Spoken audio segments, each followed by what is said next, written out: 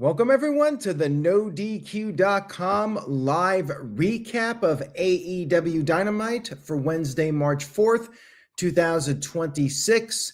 We do have AEW Revolution in Los Angeles coming up. Some more build towards that on this episode of Dynamite.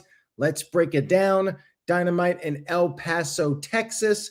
We opened up the show with the AEW World Champion MJF defending his championship against Kevin Knight, one of the up-and-comers in AEW. Now, MJF has a world title match scheduled against Hangman Adam Page, so it was very highly unlikely that Kevin Knight was going to be winning the title here. And on top of that, it was a long match. It was good, but there was not one moment where I thought, wow, maybe Kevin Knight will be the new AEW World Champion. Not one moment did I ever think that. Knight went for the UFO splash early on, but missed. MJF largely dominated in the early moments. He targeted the ribs of Kevin Knight. Knight, though, was able to avoid the heat seeker, and they did the spot where they rapidly exchanged near falls, 1-2 guy reverses, 1-2 guy reverses. They did that, and then they were on the outside, and Knight got back in the ring and did the flying clothesline over the top. After the break, MJF got stuck in the corner upside down. Knight did the coast-to-coast move to MJF, and then he finally delivered the UFO splash. But MJF, what he did as Knight was coming off the top, MJF kicked the referee, so the referee wasn't able to make the count right away. And MJF did, in fact, kick out, and then Knight went for the splash again, but this time MJF got his knees up, and then MJF picked up the win with the heat seeker. So MJF just barely gets by Kevin Knight en route to Hangman Adam Page at Revolution.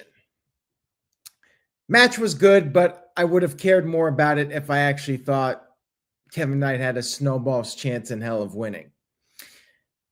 Afterwards, MJF was going to continue the attack, but then Page came out there, and then Mike Bailey kicked MJF out of the ring, helped out his friend. Remember that for later. Next up, we had Gabe Kidd and Clark Connors, known as the Dogs, going up against Orange Cassidy and Darby Allin. So we got the Dogs, we got the Brawling Birds. Are we going to have the Flying Cats at some point? Are we going to have every animal species known to mankind represented in AEW? I got to know this. And also, we had the big dog, Roman Reigns. Are these guys just medium-sized dogs? Like, they're the Dogs. And they brawled with Orange Cassidy and Darby Allin all over the ringside area. Connors ended up spearing Orange Cassidy through the timekeeper's table. So it was 2-on-1 for a little bit. And then Orange Cassidy got back in the mix after the commercial break. You had things break down. Darby did the coffin drop to both guys on the outside. Connors was thrown back in the ring. Orange Cassidy hit the orange punch and got the 1-2-3 victory. And then afterwards, we had a surprise appearance of David Finlay, the son of Fit Finlay, former WWE and WCW star. There were reports that WWE was interested in David Finlay, but he has appeared in AEW. He is officially all elite with the Dogs. All three of them are now in AEW. He had the shillelagh, which was the weapon that Fit Finlay would use all the time. So we'll see where things go for these guys. If David Finlay will be a star in AEW, time will tell on that one. Hopefully he doesn't get injured, because there were a lot of people saying that other guys coming from New Japan were going to be top WWE stars, and, well, didn't really pan out for several people. Jay White being the best example, Juice Robinson being another one. So again, best wishes to these guys. Stay healthy, and we'll see where things go. And hopefully Tony doesn't lose interest in them after 6 months. We had Bandito and Andrade backstage, and Bandito was saying it was such an honor to face Andrade at Revolution in LA, and Andrade was going to take a selfie with him, but then had to take a phone call. So basically Andrade being a dick to Bandito. Wasn't very nice of him. Shout out to Dave Scheffler, who sent in a $5 super chat. Thank you for that, Dave. I appreciate it. Dave says, love their longer matches, but we did have 2 squash matches in a row tonight. That is true, and I will get to those just shortly. Actually, let's talk about the first one. We had the Brawling Birds going up against the Inspiration, formerly the Iconics. And this was, in fact, a squash match. Inspiration did their dancing. The Birds jumped them and beat them with relative ease. I mean, it was like a 1-minute match.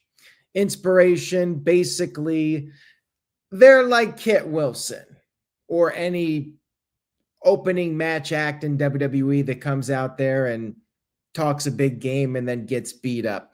That's what the Inspiration is doing in AEW. And I'm happy they have a job, but I don't really see the issue with this. Like, I don't really think they're all that great in the ring. If they were, WWE would have kept them. Just saying. I think they're probably in the best role for them, which is coming out there, being the heels that talk a lot of trash, and then get beat up. Pin me, pay me. So good for them for getting the bag, but I really don't see them reaching a higher level in AEW. Like, I think they're basically just there to be enhancement talent. So Brawling Birds pick up the win. I don't like the name Brawling Birds, but whatever. We then had, as Dave Scheffler pointed out, 2 squash matches in a row. Hangman Adam Page beat this local competitor very quickly without even taking his jacket off, just instantly hit him with the buckshot lariat. And then afterwards, he cut a promo. He vowed to teach MJF a lesson. He said that he will have no conscience in the Texas death match. And then he called out MJF. MJF showed up, but then the Don Callis family jumped Page from behind. Kevin Knight and Mike Bailey made the save. And then Don Callis showed up and said that all these guys want singles matches, for Okada's title and Fletcher's title.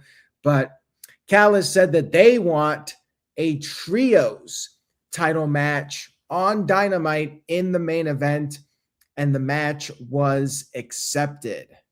So stay tuned for that. Kevin Knight was going to be pulling double duty, and I guess you could say that about Page too, even though he wrestled for like 5 seconds. Backstage, we had the FTR Young Bucks conference meeting. They were in a room with Renee Paquette, and the Bucks said that their family was going to be in Los Angeles in attendance for the match, and FTR walked out. Neither team could touch each other, but FTR did strike Brandon Cutler, who was there as they were leaving the room. So that was that. Not much to it. And then we had Jon Moxley versus Don Callis family member Hechicero.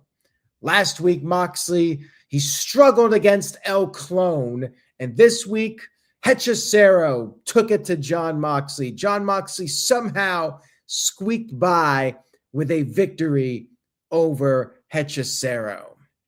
Man, I didn't know if Jon Moxley could do it. I didn't know if he could beat Hechicero, but he squeaked by and he got the win. He got the 1-2-3 victory with the Death Rider over a very game Hechicero. And who's next? Is Jon Moxley going to beat Lance Archer again? Is he going to beat Rocky Romero again? He beat the 5th most important guy in the Don Callis family. And I don't know if he can beat any more. Like, I just don't know if Jon Moxley has it in him to beat all these Don Callis family goons, but he did pick up the win. So congrats to Jon Moxley on his victory over Hechicero. I didn't care about the match for the obvious reason being that there was no chance Moxley was losing this. Then afterwards, Takeshita showed up and he pointed at the Revolution screen. Since he can't point at the WrestleMania sign, he had to point at the Revolution screen. He's got that no time limit match with Jon Moxley, and Jon Moxley left. Match was fine, but very predictable. We had Brody King coming out there, and he had a response to Swerve Strickland. He said that he is actually the most dangerous man in AEW. He called out Swerve, and then Prince Nana introduced Swerve, except Swerve jumped Brody from behind. They outsmarted Brody King. The babyface got outsmarted. Granted, you could say he's a big dumb bag of rocks, but still, babyface getting outsmarted by the heels. And they beat him down, and Swerve grabbed the chain and he choked Brody using the ropes. And he said, he'll see Brody King at Revolution. And there were no F-Ice chants in El Paso, Texas. So it was what it was. Maybe some people in AEW are relieved. I don't know. We had Techla defending the AEW Women's Championship against Thunder Rosa. Good match here. Thunder Rosa definitely put up a fight, but another match where you knew damn well she wasn't losing. Thunder Rosa slapped Thekla and jumped off the barricade with a crossbody. But then Thunder Rosa made the mistake of posing on the apron, and then Thekla took advantage of this and got the upper hand for a while. She did the spider suplex. She did her spider crawl walk and then speared Rosa and could have won the match, but then she lifted up Thunder Rosa, and that came back to bite her. Thunder Rosa regained the advantage and delivered the Fire Thunder Driver, but Techla kicked out, and then Techla recovered. Techla hit another spear and then two stomps and finally got the win over Thunder Rosa. No real surprise here. After the match, Chris Statlander came down and Techla stomped Thunder Rosa again and then retreated. And now I wonder if we'll even see Thunder Rosa again after this, or is she just going back to Collision? I don't know. She's definitely fallen from the heights of 2021 when she would get the Thunder Rosa pop. And, you know, she had that match with Britt Baker that was one of the best women's matches in AEW, and her stock just plummeted. She got hurt, and there were various reports about her, and she's come back, been gone, come back, been gone. And yeah, could have been a long reigning superstar in AEW, but doesn't feel like she's going to get back to that level. Feels like her best days in AEW are behind her.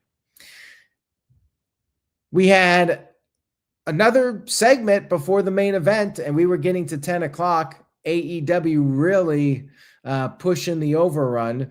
Tommaso Ciampa came out for an interview with Renee Paquette, and he said that Kyle Fletcher is hiding behind the Don Callis family, said he'll earn his rematch. He said he came to AEW to be a top guy, and that cued FTR coming out there, and they hugged him, and Dax Harwood invited Ciampa to join them in their group, but then Ciampa said he hated their guts 10 years ago, and he still hates their guts. And then he smacked Dax, and Dax said he wasn't mad. He'll just see him on Collision. So there you go. We got Dax Harwood versus Ciampa on Collision. And typically when FTR compete in singles matches, they tend to lose. And I guess this will be a little rebound for Ciampa. Then we had our main event finally. We had the Jet Set Rodeo, Hangman Page, Mike Bailey, and Kevin Knight pulling double duty. going up against Okada, Kyle Fletcher, and Mark Davis, who's continuing to be used despite Doyle being hurt. And things quickly got out of control. Everybody was brawling, and then order got restored. Things broke down again. Fletcher threw Knight off the apron, ribs first into the barricade. So Knight's ribs were really bothering him. And then after the break, Page got the hot tag. He delivered the Deadeye to Davis, but then Fletcher broke up the pin. And then Mike Bailey got rid of Fletcher. And Hangman Page hit the lariat to Davis, tagged in Kevin Knight, but then MJF showed up and attacked Hangman Page. And that allowed Okada to come in with the Rainmaker tonight. And then Mark Davis finished off Knight, pinned him. Knight lost twice in one night, so he didn't even get his win back in the main event. Lost again, and we have new trios champions. Okada, Fletcher, and Mark Davis are your new AEW trios champions. And yes, there was a backstage segment with Tony Storm and Orange Cassidy I forgot to mention. Went by very quickly before the main event. Thanks for that, Dave. And there's another person who seems to be losing stock in AEW, and that's Tony Storm, no longer women's champion, and feels like she's past her peak as well, but we'll see if she rebounds at some point. Fletcher and Okada, double champions in AEW. Show was all right. I think a big problem right now, and, you know, a couple weeks ago, AEW was on a bit of a hot streak, but this week I felt was like a continuation of what I feel is the weakest part of AEW television, and that's the fact that Tony likes to book these really predictable matches. His ideas, they go out there and they just wrestle back and forth and they have a great 15-minute match. That's all that matters. But when it's painfully obvious who is winning every match, it can get really boring really fast. The MJF match was very predictable. The Moxley match was very predictable.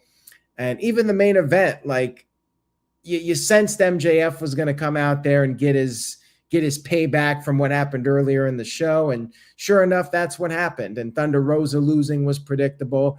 That to me is a problem. Like, I feel like that is something Tony needs to work on and book matches where you can't call the winner. Like, it's a flip of a coin. I want to see more of those types of matches where it could go either way. But every week it's the same thing.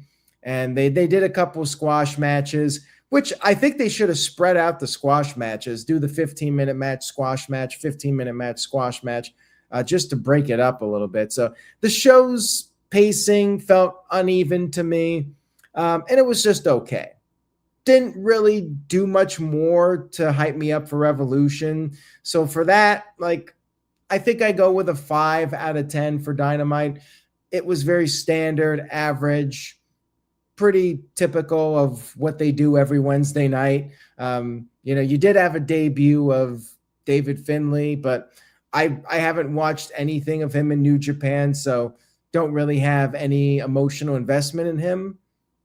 I hope he does well, being the son of Fit Finlay. We'll see if he can have a pretty good career in AEW, but we've seen many times over the years where a guy will come in, get pushed for a little bit, and then he just fizzles out. And even people like Tony Storm can come in and fizzle out a little bit after time. And that's part of the problem when AEW is always signing people, and the roster is very bloated. WWE's roster is bloated too. And you want to see these guys have opportunities, but there's only so many spots. And AEW also doesn't have a brand split. That's one thing WWE has going for them. They have the brand split, and they can do 2 separate rosters with all the people they have under contract. And they got NXT too. And I guess, they do have Collision and they do have Ring of Honor, but Ring of Honor to me just is not really worth watching at this point. So that's all I got to say about Dynamite this week. Thank you all so much for watching the NoDQ.com YouTube channel. Much love and appreciation to you all. I might be covering Vengeance Day. That is on Saturday. So we have another WWE NXT Premium Live event. Stay tuned to NoDQ.com for the latest regarding that. And have a great rest of your week, everyone. Take care. Stay positive out there. Say yes to NoDQ.com, and I will see you all next time.